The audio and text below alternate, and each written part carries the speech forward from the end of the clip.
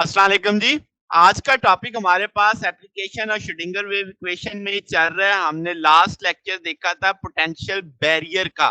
तो आज हम उसका केस बी देखने वाले हैं जब पार्टिकल्स की एनर्जी बैरियर के पोटेंशियल से कम हो तो क्या होगा? इसे हम टनलिंग भी कहते हैं। ठीक है? तो शुरू करते हैं। पोटेंशियल बैरियर का बी पार्ट है। हम 3 रीजन देख सकते हैं, रीजन 1, रीजन 2, रीजन 3। हमने पहले पढ़ा कि रीजन 1 के अंदर जब x 0 से छोटा होगा तो पोटेंशियल 0 है। रीजन 3 के अंदर जब x a से बड़ा होगा तब भी पोटेंशियल 0 है। रीजन जब आपके x और a के बीच का हिस्सा है, यहाँ पे पोटेंशियल v नॉट है। ठीक होगी बात? आगे चलते हैं। अब आपके पास इंसिडेंट पार्टिकल की जो एनर्जी है, क्लासिकली देखा जाए तो वो रिफ्लेक्ट हो जाएंगे, वो बैरियर से गुजर ही नहीं सकते क्योंकि उनकी एनर्जी थोड़ी है और कोई भी चांस नहीं होगा ट्रांसमिशन का। अब देखते हैं कि क्वांटम मैकेनिकली ये बिहेवियर ऐसे ही रहता है, तो इसके लिए हमें श्रोडिंगर इक्वेशन को सॉल्व करना पड़ेगा। तो लेट्स से पार्टिकल जो इंसिडेंट होंगे लेफ्ट से होंगे, राइट की जानिब जा रहे होंगे, उनकी एनर्जी को हमने ई मान लिया है। तो अब आप देख सकते हो उनकी एनर्जी बैरियर पोटेंशियल से कम है। ठीक है? तो इसके सॉल्यूशन में अगर आप देखो तो 3 रीजन है। तो पहले आपका रीजन 1 और जो 3 है वो तो इस लिहाज से मुश्तरका है कि इसमें पोटेंशियल 0 है। तो अगर पोटेंशियल 0 है तो श्रोडिंगर वेव इक्वेशन में v0 करना पड़ेगा। तो ये मैंने v0 करके इक्वेशन 1 लिख दिया। अब आपके चूंकि डेल है, आप सिर्फ पॉजिटिव एक्स एक्सिस पे जा रहे हैं, एक्स वाई भी कांस्टेंट, जी भी कांस्टेंट, तो डेल स्क्वायर को मिलाकर सिंपलीफाइड वर्जन में यूं लिखा जा सकता है। तो ये इक्वेशन 1 इस रूप में हमारे सामने आएगी। अब यहाँ पे जो 2me over h cut square है, इसे k1 स्केयर कह देते हैं। k यहाँ पे वेव नंबर है, तो ये इक्वेशन 2 मिलाकर हमारी इक्वेशन बन गई फॉर रीजन 1 एंड रीजन 3। अब इसका मतलब मुझे 2 सॉल्यूशन इसमें से चाहिए। जब मैं इसको रीजन 1 के लिए देखूंगा तो साई 1 इसका सॉल्यूशन आएगा, यानी वेव फंक्शन बनेगा फर्स्ट रीजन का a e की power iota k1x plus b e की power minus iota k2x, sorry k1x। इसी तरीके से इसका सिमिलर पैटर्न पे जो सॉल्यूशन आएगा वो रीजन 3 के लिए आएगा, e की power iota k1x plus f e की पावर माइनस योटा k1x। अब जो ये अगला हिस्सा देख रहे हो f वाला, ई में तो ये समझ आ रही है ना कि पॉजिटिव एक्स की जानिब जा रहे हैं। ये कह रहा है कि नेगेटिव एक्स। अब नेगेटिव एक्स की जानिब कैसे आ सकते हैं? क्यों? हमने जो फिगर में पढ़ा तो आपका रीजन 3 तो आगे से कंटिन्यू है, पार्टिकल को टक्कर लगने के, रिफ्लेक्ट होने के चांस ही नहीं है।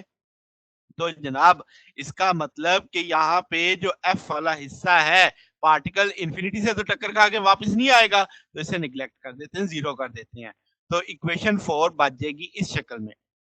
तो इक्वेशन 3 वेव फंक्शन बना रीजन 1 का, इक्वेशन 5 वेव फंक्शन बना रीजन 3 का। ए बी ई यहाँ पे कांस्टेंट है।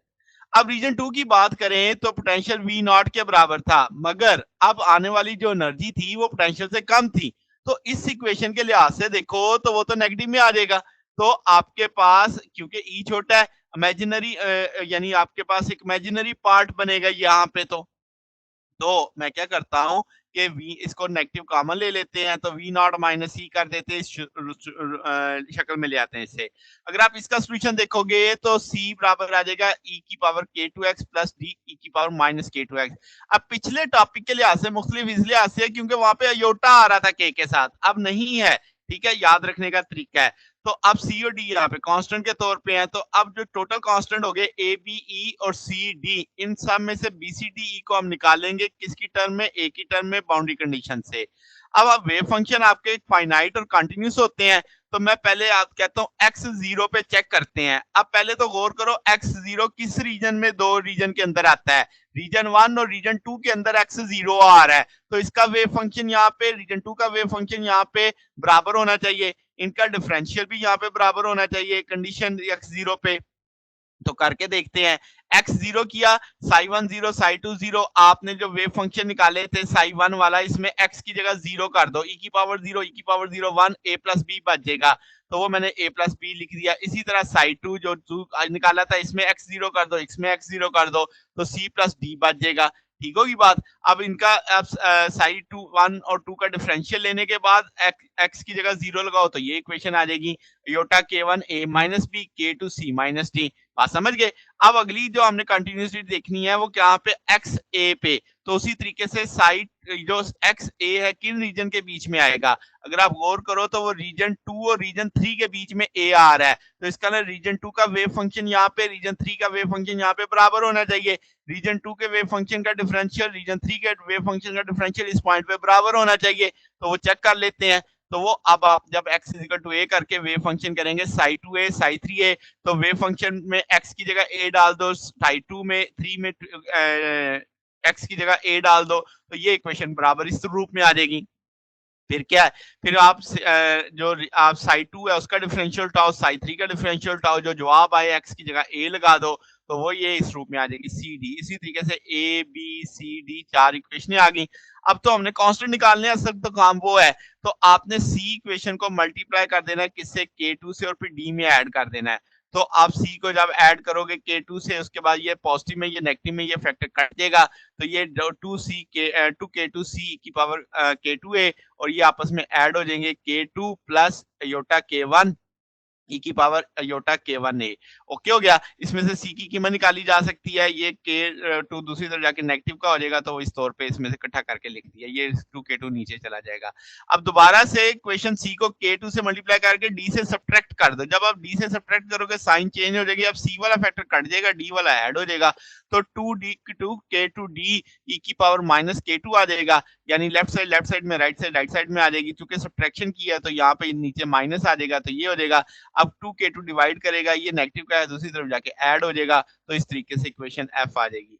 अब क्या करना है, ए को मल्टीप्लाई करना है योटा K1 से, फिर उसे ऐड करना है बी में। जब आप उसे ऐड करेंगे तो आपके इक्वेशन इस तरीके से आ जाएगी कि 2 iota K1a plus iota K1 plus K2 C और iota K1 minus K2 D, यानी कि आपने उसे ए जो इक्वेशन है इसमें योटा K1 जरा दिया, फिर उसको आपने ऐड कर दिया इसके अंदर, तो वो आपके पास सिंपलीफाई वर्जन ये आ जाएगा। यहाँ से अब आपने 2 योटा k को दूसरी तरफ ले जाए, सब दोनों के नीचे आ जाएगा।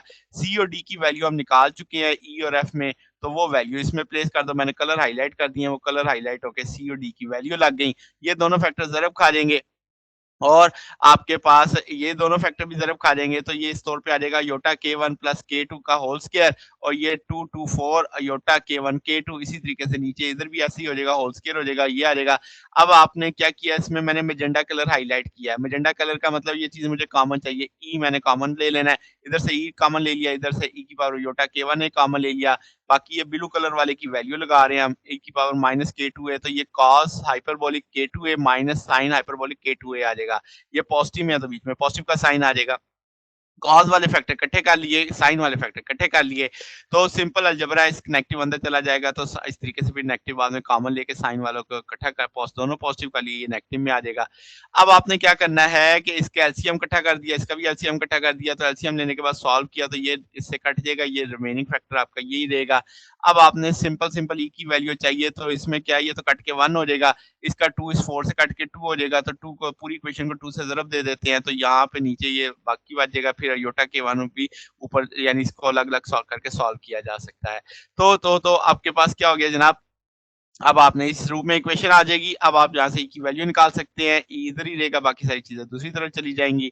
तो अब आप लिख सकते हैं कि आप देखो ये पॉजिटिव में है, मैंने अब इसे किस में लिखा, नेगेटिव में, क्योंकि इसने नीचे जाना था, इसने यानी क्रॉस होना था ना, तो ये दोनों मल्टीपल है, तो नीचे से जब ऊपर जाएगा तो इसके साथ नेगेटिव साइन आ जाएगा। समझ के बाद ऊपर 2a तो था ना, a को साइड पे करके लिख लिया, ब्रैकेट वाली चीज एज होल, उसमें कोई तब्दीली की वो नीचे ही रही है, यानी ये सिंपल सादा सादा बात, ये नीचे से ऊपर ले आए हैं। ओके हो गया। अब आपने क्या किया, इसका एलसीएम लेके से सॉल्व करके फिर आपने इसे में जो ऊपर आ गया K1 K2 ऊपर आके लिखा गया। अब आपके पास ये इक्वेशन ई आ चुकी है, ई की वैल्यू आ चुकी है। इसी पैटर्न पे हम बी की वैल्यू भी निकाल सकते हैं, वो मैंने डायरेक्ट लिख दिया है। अब आप जब रिफ्लेक्शन कोएफिशिएंट देखते हैं तो बी ओवर ए और बी ओवर ए का कॉन्जुगेट, तो बी यहाँ से ए निकाला जा सकता है, ए दूसरी तरफ चला जाएगा, तो बी ओवर ए, फिर बी ओवर ए के ऊपर मैंने स्टेरिक डाल दिया, इसका कॉन्जुगेट। स्टेरिक की वजह से इसका साइन चेंज हो जाएगा, इसका साइन चेंज होगा, फिर ये आपस में ज़रबे खा जाएंगे, ज़रबे देके से सादा सादा सॉल्व कर लेंगे, हर चीज का स्क्वायर होता चला जाएगा, इसका भी square K1 square plus K2 whole square sine square hyperbolic का स्क्वायर K2 है, इसी तरीके से नीचे वाले फैक्टर का भी ये मामला बन जाएगा आपके पास। अब क्या है, कि ये नेगेटिव में आ जाएगा ना एक तरह से, तो a plus a minus b वाली कहानी बनेगी यहाँ पे। तो अब आपके पास क्या है, इस रूप में लिखा गया, तो transmission coefficient e by a का कॉन्जुगेट, तो वो मैंने इस तरीके से लिख दिया, जहां जहां आयोटा आ रहा था उसके कलर मैंने साइन चेंज कर दिए हैं।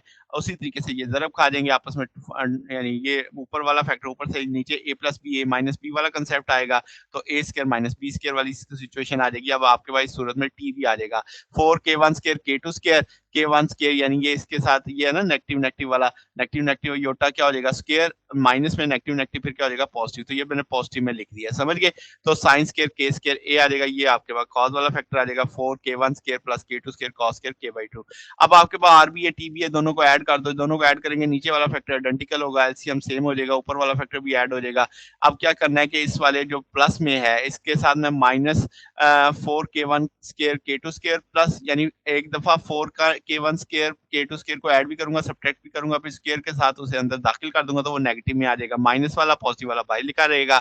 अब आपने क्या किया कि यहाँ से इस साइन स्क्वायर को अंदर ज़रब ले गए हैं, तो वो दोनों फैक्टरों से बारी-बारी ज़रब खा जाएगा। फिर इस वाले तो 4k1 स्क्वायर वाले से कॉमन ले लिया, तो ये 1 plus sine hyperbolic square k2 आ जाएगा। तो अब आपने क्या किया है कि जनाब अगर आप गौर करें तो ये नीचे वाले फैक्टर के साथ मुश्तरका हो सकता है, यानी एक जैसा लिखा जा सकता है। तो ये 1 plus sine hyperbolic square k2 की जगह कॉस हाइपरबोलिक स्क्वायर k2 आ जाएगा। ये आइडेंटिकल है, नीचे ये ऊपर वाला फैक्टर नीचे वाला फैक्टर बराबर है, कट के 1 आ जाएगा।